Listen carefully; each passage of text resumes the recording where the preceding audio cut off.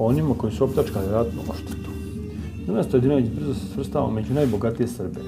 Kad se po završetku Prvog svjetskog rata mlada kraljevina Srba, Hrvata i Slovenaca prihvatila da nadoknadi ratnu štetu građanima i preduzećima, on se našao na prvom mjestu.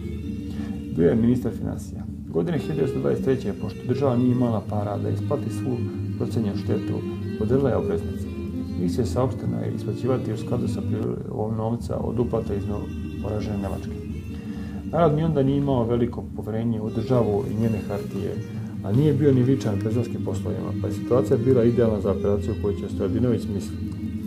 Špekulanti su se razmilili po Srbiji, šireći glasili da Nemačka obustavlja isplatu ratne štete i da će se obveznice propasti. A naravno, otkupljivali su ih od zbunjenih ljudi za desetinu od nominalne vrednosti.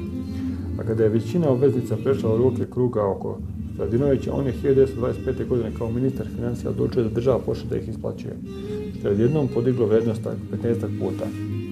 Krug upućenih u ovu mahinaciju pristali su ministri i privlaci Stojadinovićeve Narodne radikalne stranke. Oni u ovome nisu vidjeli ništa sporno. Ministar prosvete Miša Trifunović je skupštinski ovako ugovarao na primjedbu opozicije da su radikali prvaci naglo počeli da dižu plate u Beogradu. Palatu su u Beogradu radio sam pošteno. Na jednoj sednici vlade je Milan Stojadinović referisao da će bonovi ratne odštete uskoro početi da rastu jer će državna kasa početi da ih isplaćuje. Tom prilikom preporučeno je da ih kupujemo prije nego što se cena počne skače. Požalio se Milanu da nemam novca za kupovinu bonova, a on ih otvori meni i još nekim članovima vlade kredit u Jadransko-Podravskoj banci. Tako sam kupio bonove po 30 dinara. Po 7 mjeseci dana njihova vrednost je počela da skače. Ja sam tad uplašćih neke berzanske igre i prodam bonove. Moj osnovni kapital je tako petostručio se. Tada sam isplatio banci i zaradio kuću. Pitanje je, piše Aleksandar R. Miletić, koji bi proces isplate kupona ratne štete uopšte otpočeo tad nije državno rukovodstvo nije o tome prepoznalo lični interes.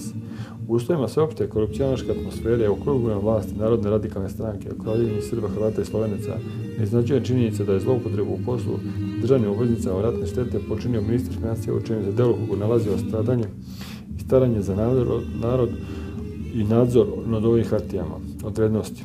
To je bio sam početak političara koji će kasnije napraviti značajnu karijeru, jedno vreme imati najveću moć i utjecaj u krajnjoj Jugoslaviji, ali figurirati kao najveći korupcionaš, najbogatiji čovjek međuratne Jugoslavije.